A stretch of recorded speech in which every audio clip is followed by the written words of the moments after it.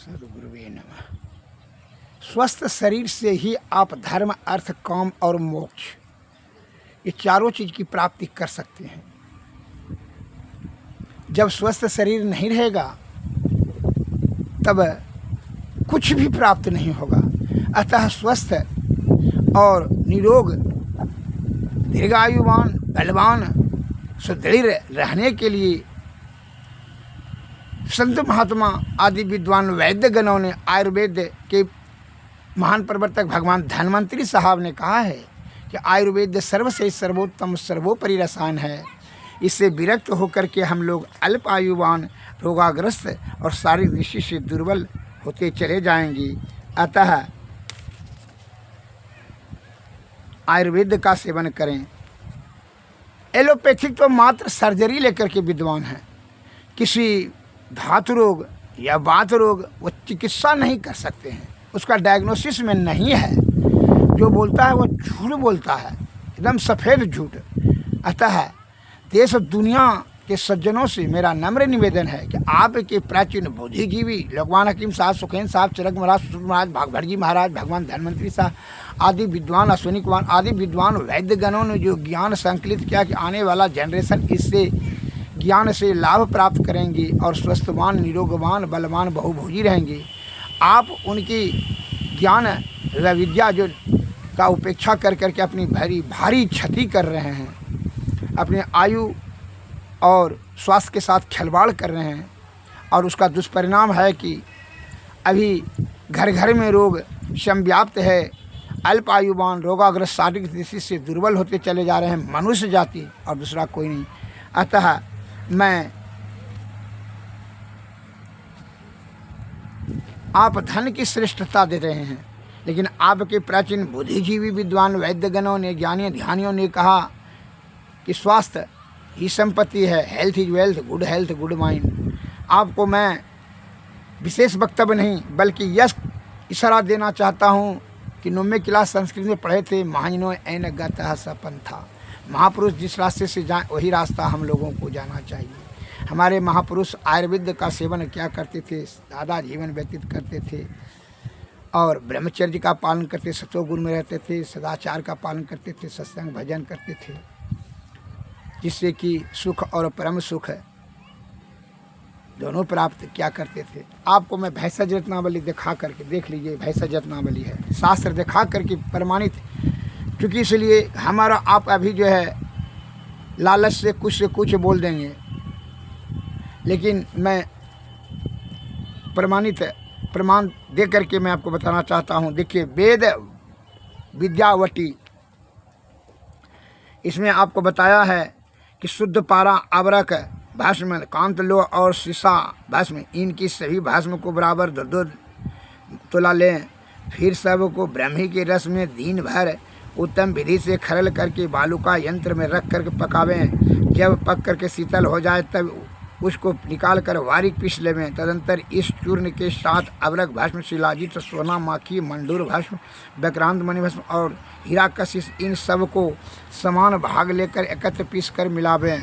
एवं नागर मोथा, लाल चंदन, पुनाग, ग्रेवरी की जड़, नारियल की जड़, कैथ, हल्दी और दारू के, इन सभी हल्दी के इसके समान नाविश्वी लित चूर्ण को लेवें। पुनः सबको एकत्र अम्भेरी नींबू के रस में दोपहर तक उत्तम प्रकार से खरल करके 3-3 मासे की गोली बना लेवें। इस वेद विद्या नाम वाली वटी को प्रतिदिन प्रातः काल आमलों के रस या शहद अथवा गिलोय के रस शहद को मिलाकर सेवन करने से सब प्रकार के परमेह दूर होते हैं। परमेह मन क्या होता है?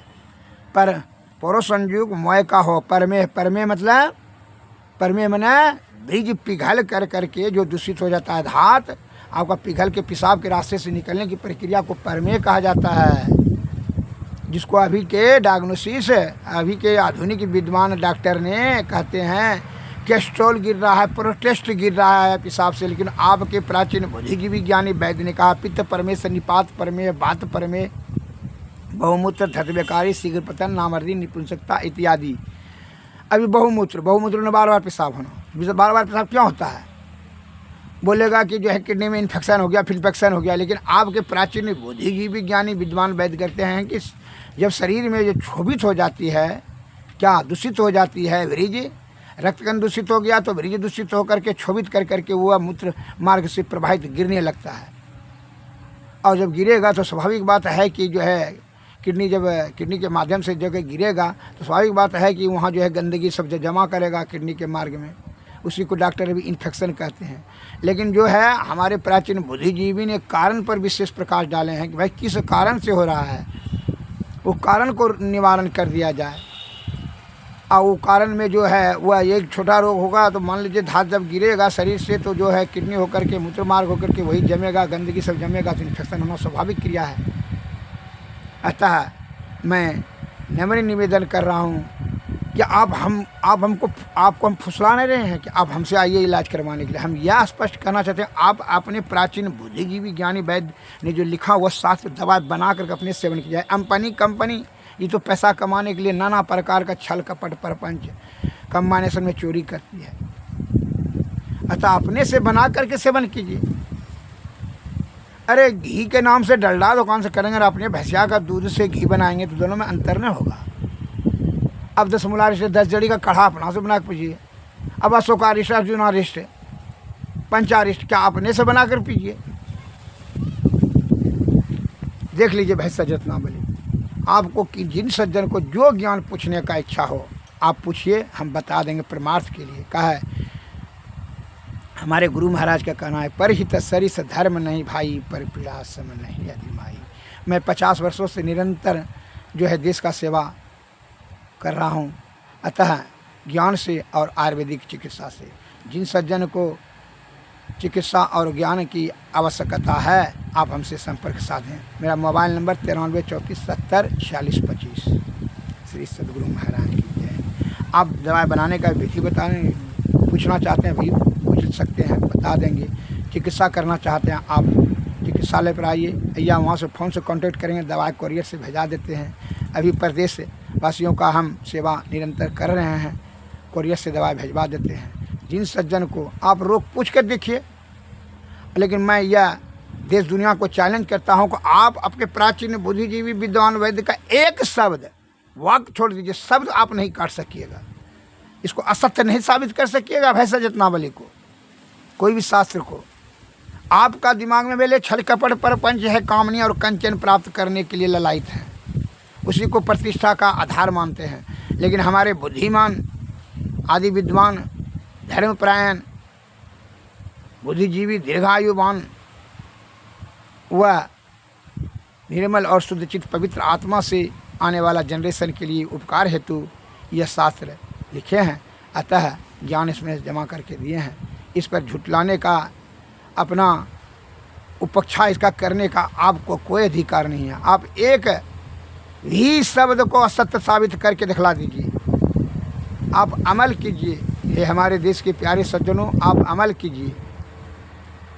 है पूंजीपति के फेर में मत रहिए। नाना प्रकार का आडंबर और पाखंड कर करके तिड़िंग बिड़िंग दिखला कर करके आपको भ्रम पैदा कर रहा है। हमको धात गिर रहा है। मान लीजिए हम चले जाएंगे अमेरिका, धात हमारा रुक जाएगा।